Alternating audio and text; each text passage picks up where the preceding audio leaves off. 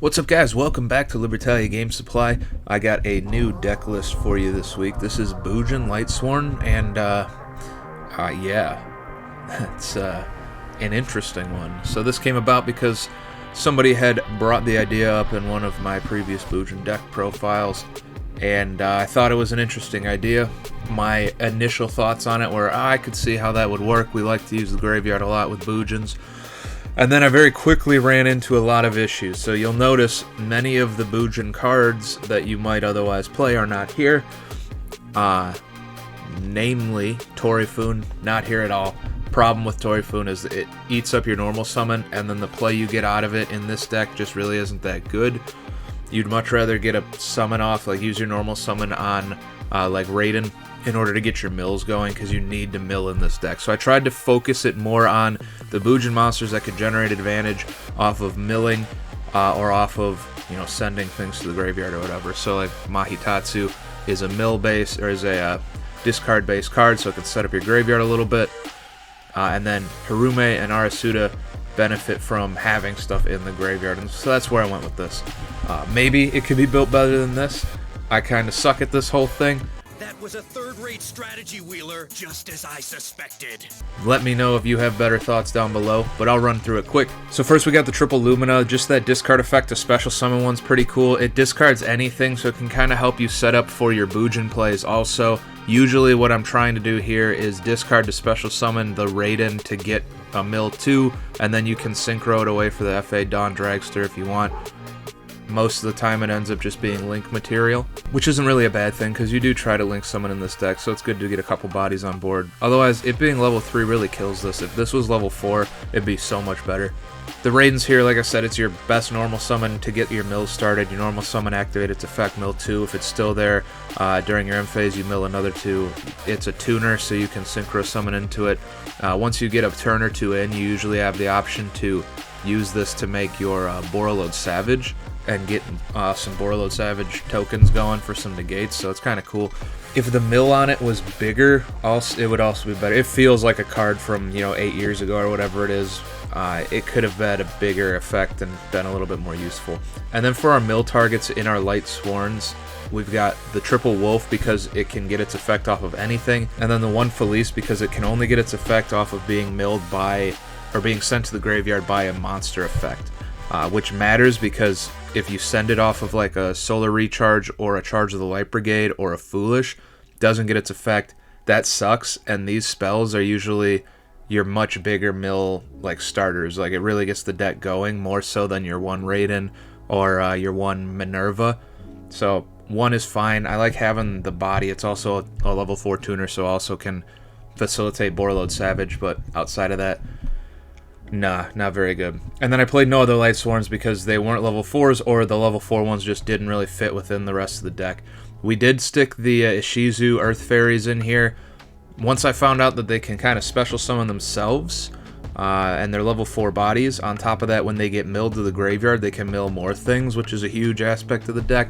Thought for sure gotta fit these in here. Didn't even really play around with them when they came out, because I just didn't. I don't know, I just didn't have any interest in it.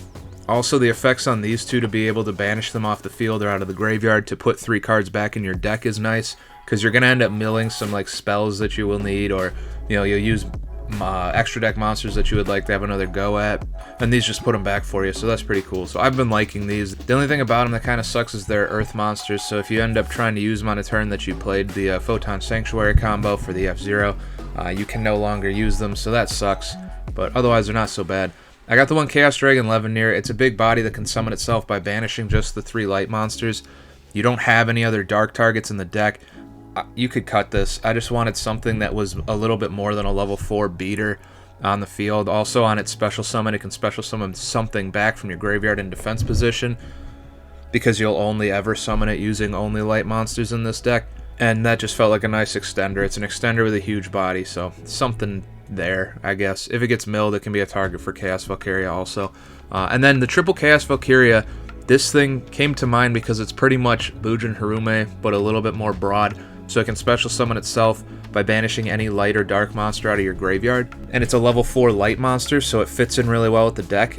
I felt it synergized really well with the Harume. Harume banish a Bujin to special summon. If a Bujin is banished, Arasuda can special summon itself from the hand. So this is like playing 6 copies of Harume.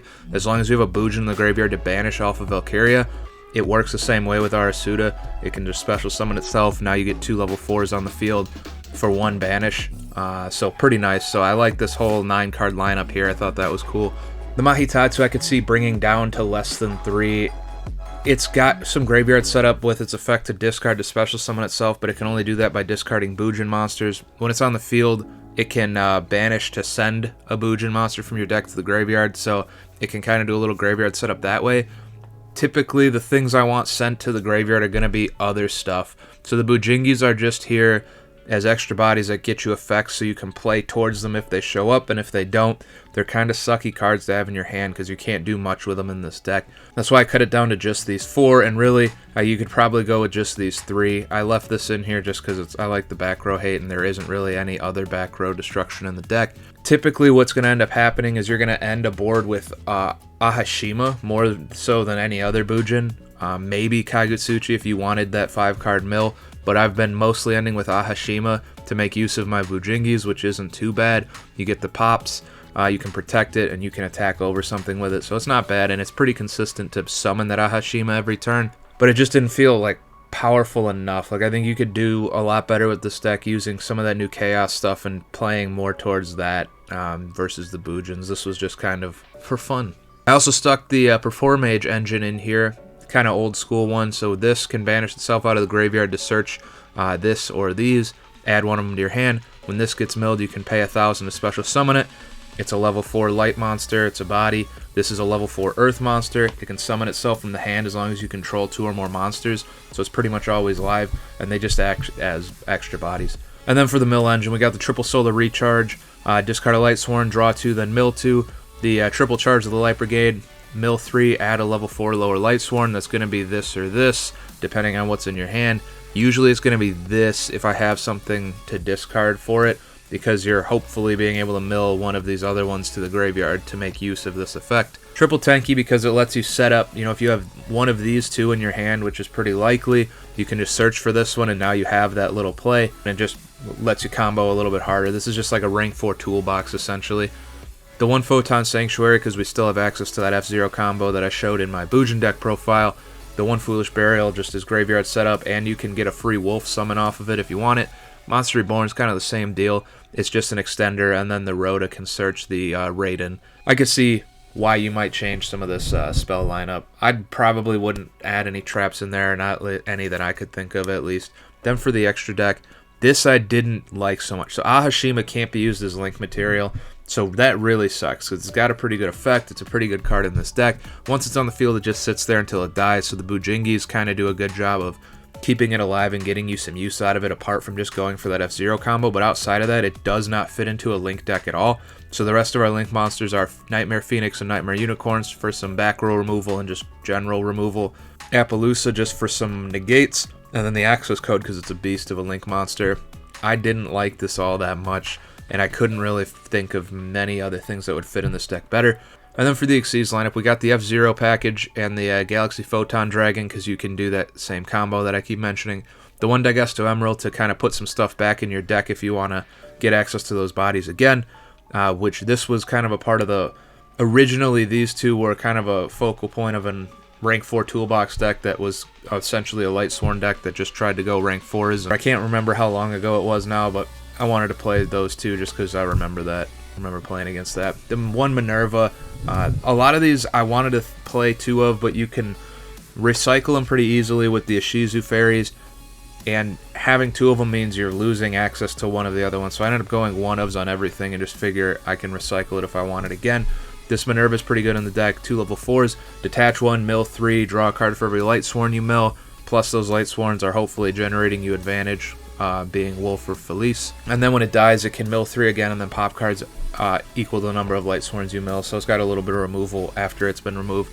For our Bujin extra deck monsters, we just got the 1 Tsukiyomi, the 1 Susanoo, and the 1 Kagutsuchi. I didn't want to play the whole rank up engine, so I didn't play the Amaterasu. I was playing 2 Kagutsuchi, but similar to all the other ones, you can recycle it, and I wasn't really ever summoning it more than once. This was just kind of like, ended up being F-Zero material for the most part. You'd summon it, I would search either the Harume or the Arasuda, depending on what was in my hand, so I could get another body, and then I'm going to overlay it for the F-Zero. Then the Tsukiyomi can kind of fill up the graveyard if you want some stuff in your hand in there, get you some new draws, hopefully keep your mills going, whatever. It wasn't as powerful as I thought it was. I typically am using like the Minerva and the Galaxy Photon Dragon to start plays, more so than these. So it is what it is. And then for our synchros, we got the one Borolo Savage, the one FA Dawn Dragster. They're just pretty decent synchro monsters that you can summon. This level 7 could be something else. This one I just have never played before, so I wanted to mess around with it. So yeah, there's my attempt at a Bujin Lightsworn deck. Hopefully you found it interesting. If you got some ideas, drop them down below. If you want to see me try something else, I'll give it a go. We'll see what happens. Like, subscribe if you want to see more in the future. I love you guys. Thanks for hanging out with me for a few minutes here today. I'll see you guys in the next one. Happy deck building.